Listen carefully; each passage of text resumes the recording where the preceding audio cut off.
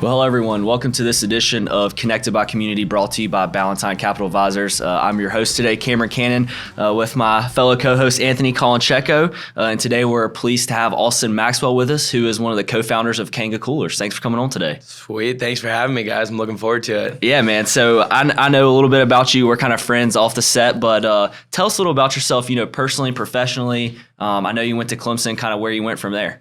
Yeah, so grew up in Annapolis, Maryland. Did a lot of water sports. My first business and introduction to entrepreneurship was crabbing. If you guys have ever done that, familiar on the coast, we had a trot line, which is 1,000 feet of string. We would tie a chicken neck to every 3 feet, drop it in the water, get up at 4 a.m. in the morning, go scoop up some crabs, and you'd actually be able to sell those door to door for like $300 to $400 for a bushel. My dad said, hey, we split the profits 50-50 after the gas is filled up in the boat. Kind of opened up my eyes to entrepreneurship. But no, I went to Clemson. I started in 2013. Didn't know what I wanted to do kind of professionally when it came to my major. So I was kind of good at math and science in high school, and I was kind of terrible at reading and writing. I think my SAT scores were super lopsided. So the natural fit was like, I'm going to try engineering. Got into engineering, absolutely hated it. Realized how much I hated it sophomore year, spring. So I'd done 3 semesters at Clemson. I go sit down with my advisor. I say, hey, I'd love to switch to business or marketing. And she was like, we can do that, but you're out of state, no scholarships. You're going to be here for 7 years. And I was like, I guess I'm going to find a way to get through engineering. So I stuck out engineering, did an extra semester, did the 4.5 year, which was great because you had an extra football season, and graduated in 2017 with a degree in industrial engineering. Along the way, had a lot of different moments that sparked my interest in entrepreneurship, whether it was a beverage company like Beatbox Beverages or Kanga Coolers, which we started my senior year and a couple of the guys' junior year. Also had a lot of interest in travel planning. I organized large spring break groups on cruise ships and out of the country for some fellow students, but just always had a passion for people, communication, and not being behind a desk or studying engineering problems. And so kind of led to where we are today, living in Greenville. Just celebrated our 5-year anniversary of Kanga Coolers and having a lot of fun with it. So, yeah. So tell us a little bit about Kanga Coolers. Sure. What is it? How to get started? Kanga Coolers is essentially, our first product is the casemate, and it is a Koozie for an entire case of beer, soda, or seltzer. So the concept is just like a Koozie for a can, but we created one for the entire cardboard case. So you grab a cold 12-pack out of the fridge, you slide it in our sleeve, you zip it up. When you open up the flap, you tear a hole in the cardboard, grab an ice cold beer, and no ice is needed for up to 7 hours. And that's really this wow concept for us, because when we designed the product as part of a class project, we didn't even know if it was going to work. Fortunately, it did. And then people grew some interest in it. And we were like, maybe we can take this further than a class project, because our teacher ended up giving us a C on that project. So that's how it always starts. They don't see the vision. They don't, and we have a great relationship with him now, and there's no worries at all. We go back and do class talks and all that. But it's just funny to see that maybe the rubric wasn't followed the way it was supposed to, but out of everyone in our class, we were the only ones who said, hey, this might be something. Let's start a Kickstarter campaign. Let's see if we can't actually find some manufacturing solutions and see where it goes. And there's no better time to start a business than when you are in college, because, obviously we have a little bit of bills, but generally speaking, your parents and your loans are kind of saving you. So you're able to have that little bit of extra free time to dive into something like this. So sitting on a couch drinking beer, and you just came up with an idea to make coolers? Exactly. I can't take credit for the idea. My partner Logan, it was crazy. It was at a tailgate, and he saw someone take a beer out of a cooler and put it into a can insulator. And he's looking around, and people either have these big coolers or they're just carrying the 12-pack. We call it a naked case of beer. And if you have a naked case of beer, after an hour, your beers are warm. The cardboard handle on it will break off most of the time. So you've either spilled all your beers or you're having to carry it like a baby. And he was like, why doesn't that same concept, the Koozie for a can, exist for the whole case? And that's when it kind of hit him. That's when he ordered 1,000 yards of scuba foam from Amazon, someplace in Alabama. took the foam to a local seamstress in Clemson with a 24-pack of beer and said, hey, I don't have any money to like pay you for your services, but if you can wrap this foam around and cut and sew it to fit, I'll let you keep the case of beer. So they had that agreement. She kept the beer. She made prototype number 1. I'm glad we still have it. It's disgusting. It's no longer white like the material that it originally started as, but that was the first prototype phase.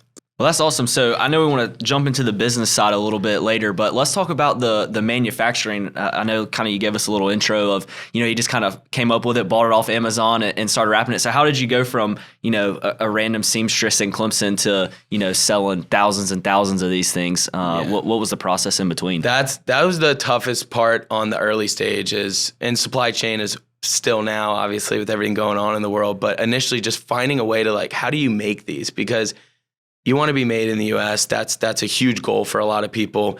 We quickly realized how not feasible that was. The material that we use, it's a neoprene. It's like a swimsuit, like a scuba suit.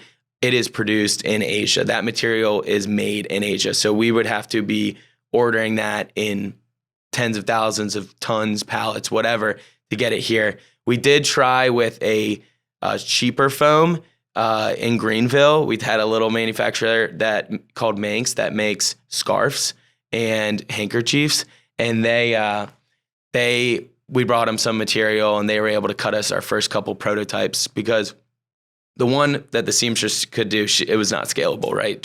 She could do one at a time. She was just making her little, business. And you were bartering with a case of beer every time. Right. So what we had to do was start a Kickstarter campaign, which is a great way if you're a new business to crowdsource capital. Because if we had no money, well, how are we going to get it? A Kickstarter is a campaign where people are promising to give you money in exchange for a product or service that they know they won't receive for. Could be 6 months, could be a year. And so that buys you that time to build out your manufacturing. And so we were able to have a successful one, not as successful as we would have liked it. Did about $40,000 in 2 months. We took that capital and we were able to get in contact with a manufacturer overseas to really help us produce those units. What was cool is we met the guy who knew that manufacturer from a Pitch Smackdown contest in Clemson. The entrepreneurship department does like a mini Shark Tank thing where you get up there, you're pitching to a panel of successful Greenville and upstate South Carolina business professionals, and you get 10 minutes and they give out some money. So we ended up taking first place in that in 2016. We got $8,000. That kind of helped us with lawyer fees and trademarks and patents and stuff like that. And then one of the guys who sat on the board, he had great contacts overseas, and he was like, are you guys making these? Do you need help making them? We were like, yes, we need it. That is our biggest challenge right now. So you mentioned Shark Tank. Mm-hmm. You guys were on Shark Tank. Could you tell us the process, what that was like? Absolutely. Yeah, Shark Tank was crazy. So it was class project to Kickstarter campaign. $40,000, that's not enough for anyone to quit their day jobs or go right into it out of college. One of our guys, Logan, he moved directly into his parents' basement after college and lived off of nothing, just lived off of parents' meals and whatever he could kind of scrape together. Myself and Ryan, our other 2 partners in the company, we went and took day jobs, and we would moonlight the Kanga Coolers business. And so I do my 9 to 5, come home, maybe some gym, maybe a bite to eat, and get right on to Kanga meetings and talking with manufacturers and trying to sell the coolers. Well, we realized we really needed something to spark business. It had always been a dream of ours to go on Shark Tank. It was a show that kind of helped me in college realize how much I hated engineering. I always thought it was so cool that people go up there and they make this deal and they had this idea, and something that started from nothing could actually become something. So we did a live audition in Atlanta. So I was living in Atlanta at the time. It was very convenient. It was at the Battery where the Braves play. And we drove out there. We got there at like 4 a.m. We stood in line. We were number 19 out of 500 people auditioning that day. And it's just an open casting call. So you're not actually pitching to the Sharks there. You're pitching to the producers. And if they like you, you go to round 2, 3, 4, 5. And it was actually a 14-month process from when we auditioned to when our episode aired. So we tried out in February of 2018, and our episode aired in April of 2019. So the audition went well. We left there thinking, hey, this was great. I mean, We had a guy do a backflip. We were being goofballs. We were high energy, wearing kangaroo suits. And then a couple months go by, producers call us. They ask us like, hey, like, have any of you guys ever been arrested? Or are you guys like in good standing with like the world and the government? We're like, yeah, we're fairly clean. Like all is good, you know? And they say, okay, we need you to record another video. We went to Clemson, did like a more professional studio, kind of like this video, educating the product, telling the story. They're asking for sales numbers constantly. And at the time we only had $40,000. I was like, I've never seen someone go on Shark Tank with $40,000. That can't be good. What worked out really well for us is in that process of still round 2, 3, and 4, we were approached by Anheuser-Busch on Instagram, the Bud Light, and said, hey, your coolers are awesome, guys. Have you ever thought about putting someone else's logo on the coolers? And it kind of hit us. It was like, well, we use a unique process to create the coolers, dye sublimation. So we can put your logo. We can actually put your entire color palette and color scheme on our product. So yeah, do you guys want an order? And they cut us a like opening PO is like $15,000 or $16,000. And we started doing that with other businesses, mostly local. Like we worked with some law firms here, like Trammell Mills, Hook Fishing, Southern Tide. A lot of like local brands and companies were like, hey, we'll give you guys a chance. We'll order a couple hundred coolers. Like, it's not, no big deal to us. And that boosted our sales to 100,000 for when we actually had the opportunity to fly out to LA and film, which was right at the number where I was like, this is our base. We have to be on the show with at least like 6 figures or else they're going to think we're nothing. We get out there and it was really cool. It's like in a warehouse. They are filming with hundreds of cameras. Like this is a serious setup you guys have in here, but we're talking like moving cameras. And one of the crazy things that not a lot of people talk about or know about when they go on Shark Tank is the first couple minutes you actually walk up and you're standing there and there's a line on the ground that you're supposed to like look down at. You stand there and pause, and for 45 seconds, you're just supposed to smile at the sharks, and they're just doing B-roll so that they can use that later on. And it's very awkward because I'm like staring Mark and Kevin in the eyes, just kind of like cheesing like this. It's before you even pitch. You're just kind of like, they're getting the angles and the colors and everything, right? And then you pitch. Fortunately, we didn't choke. We might have practiced like 100 times, but we ended up having a successful, showing out there. We shook hands and did a deal with Mark Cuban, $100,000 for 20%. We were asking for $100,000 for 10%. That was about what we were like comfortable giving away. And now the episode itself is like one of the most successful episodes. We get about a rerun every single month. It's not just because of us. The other entrepreneurs from our episode did very well and were very funny. And so it enhances the episode as a whole. And that is the moment when the company shifted from we're a class project to, hey, this is getting serious. This could be something. That's when I left Beatbox. I quit. Ryan quit. He was in real estate. We got a warehouse in Anderson. It was very, very rough living. I mean, we were like no heat, no AC, massive warehouse that the roof could have fallen us at any point. There was a guy next to us who would take his smoke break and all of the smoke would come directly into our little office, which was about the size of this room. We had 3 or 4 guys working in there, but kind of built the character of the company in the early days. One thing I just heard you talk about with the Anheuser-Busch deal, how important is social media these days? And kind of, I guess, what avenues are you guys using? And I mean, I guess, do you see that, pushing the brand to a whole new level? 100%. The most important thing for us, like we stepped into the cooler category. It's like one of the most crowded. There's thousands of cooler brands out there. So we have to differentiate ourselves, and we lean towards social media to do so. Like the brand name is the most important thing that we can invest in. Like selling a couple hundred coolers, thousands coolers is great, but building the name Kanga Coolers so that someone actually wants to wear a hat with Kanga Coolers, that's our like long-term vision. And to get there, it's going to require social media. So we need to find that balance. And we're on every platform, right? We're on TikTok, LinkedIn, Facebook, Instagram, Twitter. We have a different voice because there's a different audience for each of those platforms, right? Like what I post on TikTok, I probably don't want to post on LinkedIn because it might scare some people, and vice versa. So it's cool to understand who your customer is, who your audience is, and how you're going to tailor content to speak to them, to get them bought into the brand, to buy into the vision.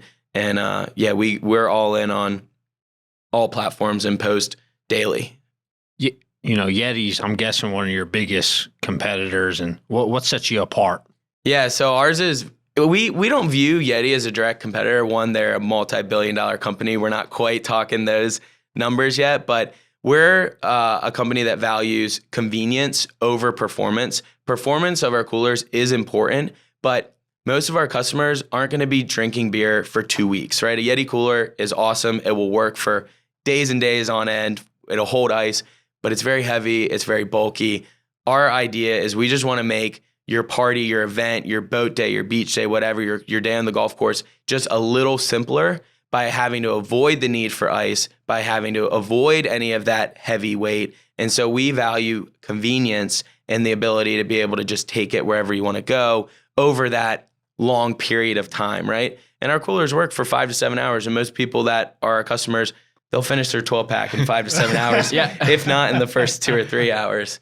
I was gonna say, so like I'm assuming you guys are targeting younger, or at least people that are going to have fun, we'll say, to keep it clean. But somebody like myself, if I'm going on a boat and I bring a 12-pack with 2 or 3 of my buddies, we're not going to be sipping on a 12-pack for 7 or 8 hours or 2 days. Exactly It's gonna be a couple hours and that thing's gone. So I definitely think that's cool because, especially like you said, if you're going to the beach or something with, some of your buddies go throw frisbee, you're not going to lug a huge heavy Yeti there to go drink, a couple beers each. Yeah. There's no point. Evening cruise, right? We're not the cooler built for like the 10-hour boat day, but that 2-hour sunset cruise in the evening, it's perfect for. If you're going to play 9 holes of golf, it's a good, convenient solution. And so that's how we try to differentiate ourselves from a product standpoint. From a brand standpoint, a lot of the cooler companies that are out there are very serious. They're very rugged. They're very aspirational, like Yeti and Arctic and Orca and these big, they're bulky, they're tough, they're for hunting, they're for fishing. We're taking a different approach. We want to be the fun, the friendly, the outgoing, the approachable cooler company that people can just feel like they're a part of a community and not this, well, I spent $500 on that, so look at me type of deal, or this is the biggest thing that you can put your fish in. We just want to be, hey, you want a 12-pack of Miller Lite with your boys? Like, come and grab that. That is just easy and convenient. And it's not always easy to convey that message on social media, but that's what we're striving towards. And the brand is always evolving and always growing, but we dedicate a lot of resources to that part of it. One thing that I've seen too, in disclosure to all of my friends and family, I am on TikTok, so don't hold that against me. But I love it. I have seen some of your videos personally on TikTok, kind of blow up. How is that? TikTok's fairly new, and a lot of businesses are getting on there. Have y'all seen that? Help increase sales, increase brand awareness? Both, yeah. I'll say one thing. Last November, which is in Q4, it's big for e-commerce companies. We call it the e-commerce Super Bowl, is Black Friday, Cyber Monday weekend, but 2 weeks before that, I had a TikTok on my personal page, which we were testing new things, right? We have a Kanga Coolers TikTok page, and then the founders and a couple of our more vocal employees have personal accounts. I wanted to test how a video would resonate with an audience if it was an Austin Maxwell's name versus a brand's name. And I posted one just talking about our products, the story, and it got 1.3 million views on it, a couple 100,000 likes. We did more sales in the day that video exploded than we did when our Shark Tank episode aired. Wow. Then that can show the power, and that was free. It was totally organic. It was totally free. All I did was just talk and educate, and something about that video resonated with people. So we've doubled down on that, and I had one a couple weeks ago do the same thing. You never know when it's going to happen. You just have to put you have to be present on social media. If you're not, nothing's ever going to go viral. Nothing's ever going to take off. But if you're consistent and if you're posting on a regular schedule and you understand the audience and how they react, you can do very well on TikTok. And so our company account and personal pages, even one of our new guys, Billy, he had one pop off, and it was like, we love you for that. Great job. He's willing to put his name, kind of connect it with the brand. And it's fun to see stuff go viral. I mean, you get a lot of comments that are just hilarious to read, and people will rag on you. But for the most part, it's this is awesome. Proud of you guys. You inspired me to go, pursue my dreams. And that's the coolest thing for me, is to hear that kind of stuff.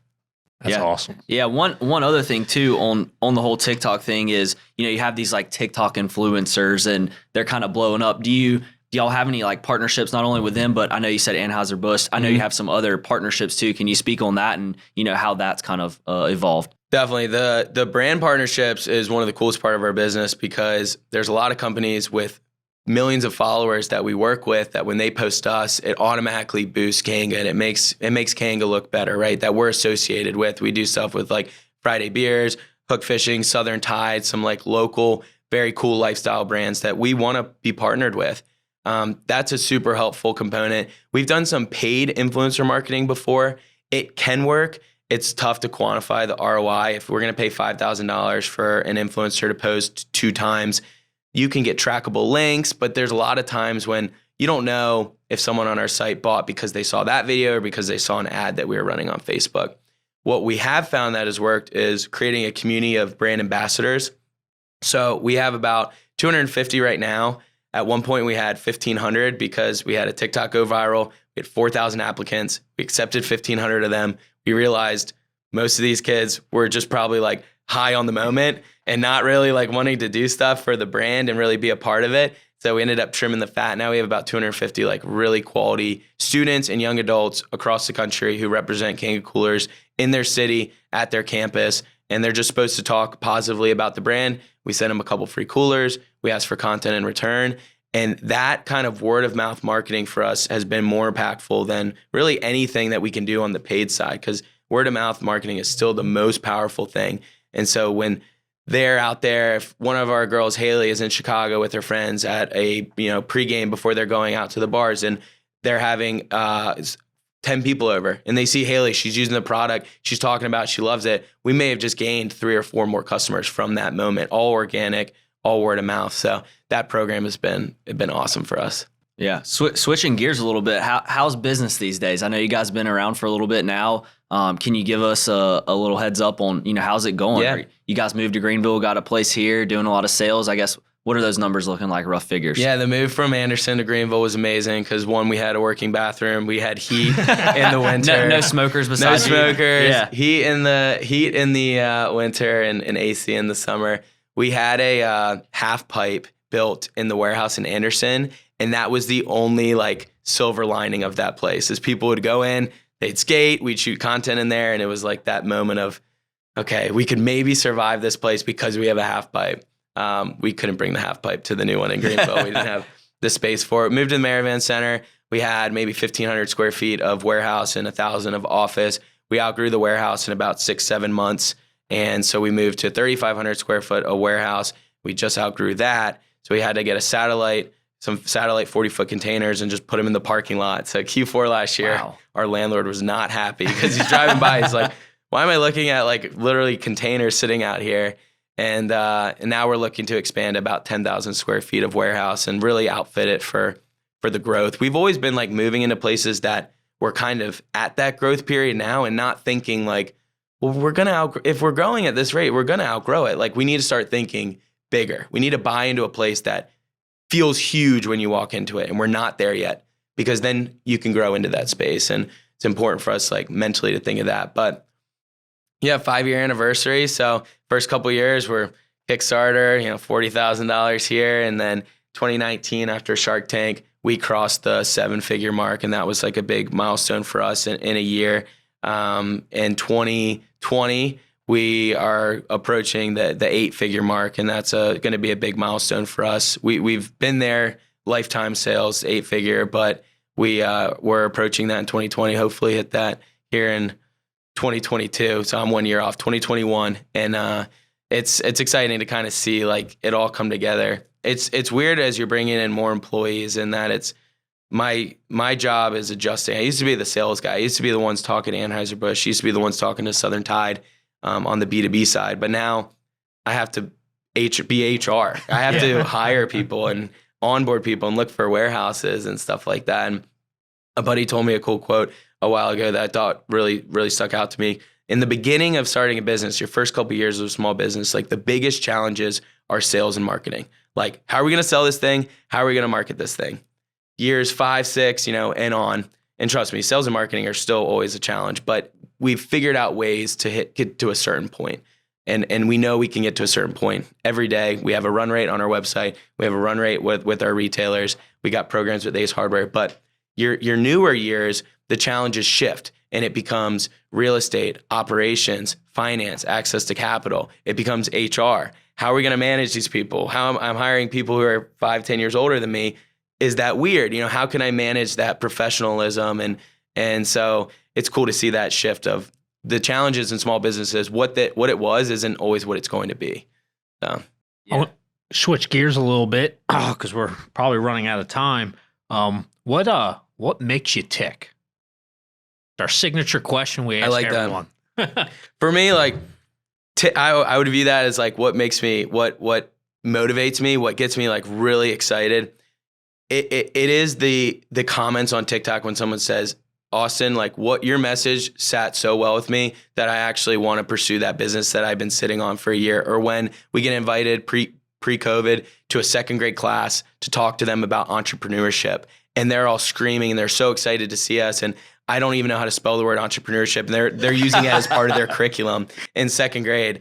And they're like, they're writing thank you notes. Like those kind of moments where people are like inspired by, we're just regular guys. Like the guys who started this, there's really nothing like crazy, different, special. No one was born a different way. The only difference between us and other people is that we decided to go for it and take a risk, knowing that, hey, I mean, we've had many months where like we've not done payroll for the founders, and we've just done for we've had dark and very lonely and very sad months.